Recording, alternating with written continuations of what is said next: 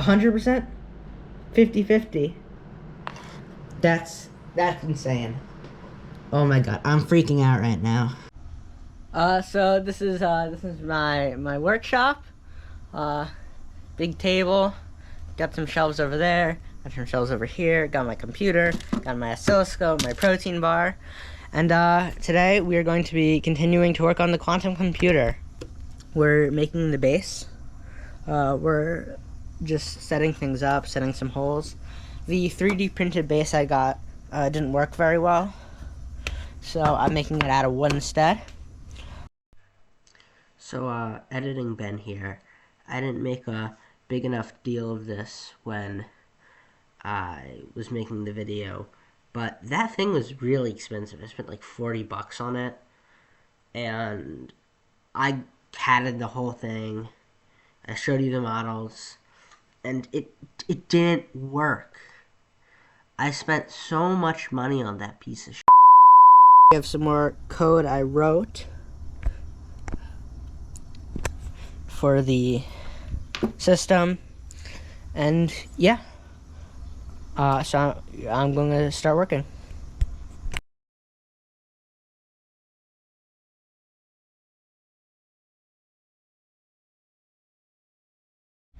Alright, so first little check-in. We have this little polarization sheet, and it can now sit. Now it's programming time.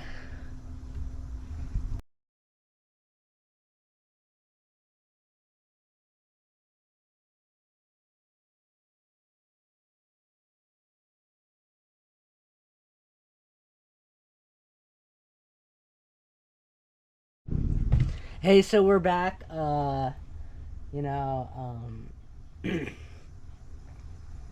was at camp, so I don't really remember anything I was doing. Oh, hi, I didn't see you there. that was the stupid. So I just finished soldering. It was a fucking nightmare. It was stressful. But let me show you what I have now. So here we have the board connected to the laser diode. We have my fragments of tile that I splashed on the floor right over there. And then we have one photodiode, two photodiode. And so we just need to glue the photodiodes to the tiles, and that's basically it. Yeah. So I didn't record me breaking the tile, but I have a lot of these, so I'm just gonna break a second.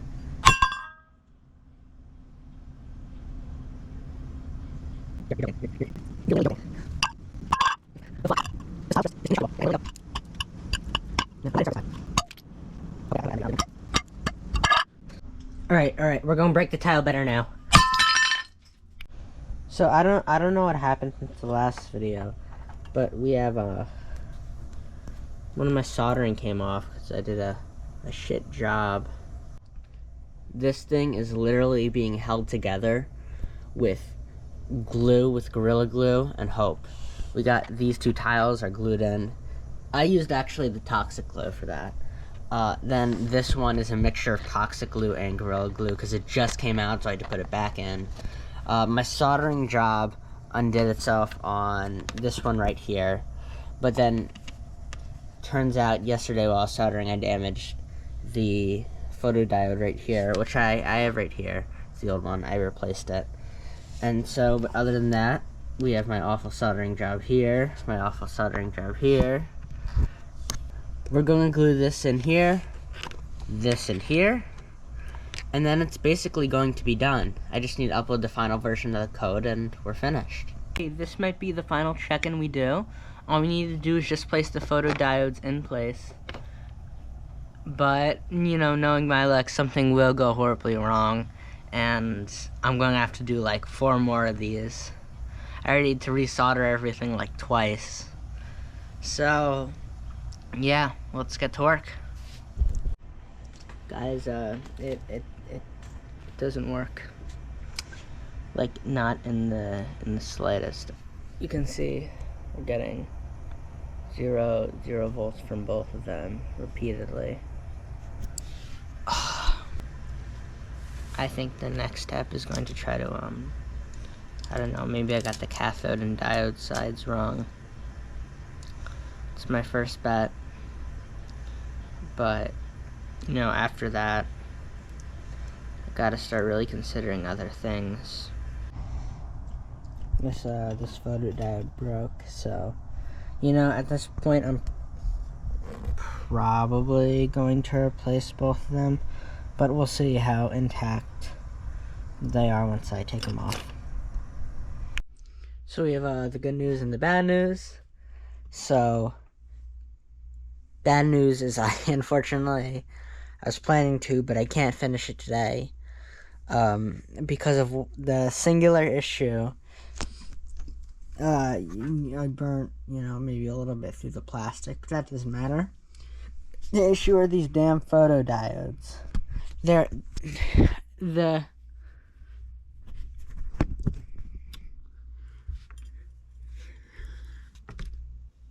I'm picking up the Hamamatsu photodiodes. The specific model is the S1336. I'm going to replace them from the current ones I'm using, which are currently the BPW34. These should work a lot better, no question about that. The whole thing should be more reliable. So, I found this listing on eBay, had them at a steal. So I bought the 4-pack, and they should be arriving soon. I'll update you when they arrive. Hey guys, so the photodiodes arrived a lot earlier than expected, so this video is going to be made probably about 4 days earlier than expected. I got them right here. Da-na-na-na. And that trademark Scientific Equipment red packaging. Look at that. Wow, these are a lot smaller than expected. Look at this. It's beautiful. Wow. Alright, so we're gonna solder these up and hopefully get this thing working. So we just finished soldering. I just soldered up the 2 photodiodes. We're going to place them on the tiles, and then, I don't know, from there, just about, I think, lining them up and calibrating the system. I glued in the photodiode to the pieces in the board using a mixture of Gorilla Glue and Testros Model Glue. The Testros Model Glue is a little bit of a fire hazard, but I'm working with only 5 volts here, so it shouldn't really be a problem.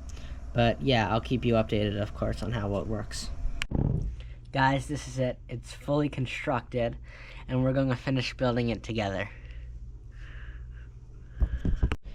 Before we assemble, I just want to go over once again what we have here. We have laser diode, slot for polarization sheet. These are slots for optional neutral density filters. This is a slot for the wave plate. And then we have both photodiodes glued in here, as well as the beam splitter right here. So here we have the microcontroller, of which we're going to plug into my computer in a second. But first we want to place in the wave plate. And my dirty polarization sheet. I have more, and just whatever, going to use this one. Alright, so I also want to preface it that something interesting I found about this is if we don't have these here, it's not actually a 50-50 split. This photodiode ends up usually getting more light, which is odd. But, so yeah, we're going to plug it in, and then we just let the readings go. So after a little bit of futzing around with it, I realized that the initial position of the polarization sheet does affect the result of the photodiodes. It's kind of expected, though. It's not really precision machinery. So, honestly, I don't know how I can tackle this. I'm pretty happy with the results as is right now. So, but if we remove these, yeah, I can prove that the light is about 50-50, because here we're getting noticeably more vertical light. But if we were to place the wave plate in, we're getting noticeably more horizontal light. But if we place the sheet in, we're once again getting noticeably more vertical light, or not a negligible amount more vertical light. So yeah, look at that. Now, how this can simulate a coin flip, I think it would really more so be a coding problem from here, about finding a point where it's about 50-50 split, or not a point where it's about 50-50 split, but a point where you can draw a line about which one to choose. So I created a little system that chooses based off a cutoff point, and it works really well now, and it's consistently giving me good results. So it finally works. After good 3 months, maybe even more of work, we finally have a working quantum computer. Hell yeah. So as my first real science project for this channel, what have I really learned? So I learned that recording in a wide-angle lens is funny. That's a really stupid joke. It's really fucking stupid joke. But in all seriousness, I learned a lot about storytelling in the video creation process, mostly editing and things like that. So what is this going to mean for the channel going forward? It means going to mean my videos are more entertaining, they're higher quality, they're hopefully going to come out more frequently. But obviously, this isn't easy to make just like that. I also learned about maybe more so my interests within the science sphere. I initially started this because I found quantum computers interesting, but I've come out of it with a big appreciation for optics and things like that. I think going forward, this is going to influence what kind of projects I make on this channel, and I really hope that everyone stays around to see what becomes of the channel. And I'm also going to take this hopefully into my professional life. So, yeah. If you have any more suggestions for projects, please leave them in the comments. I am so open. I really want to hear them. And thank you so much for watching. I'll see you in the next video.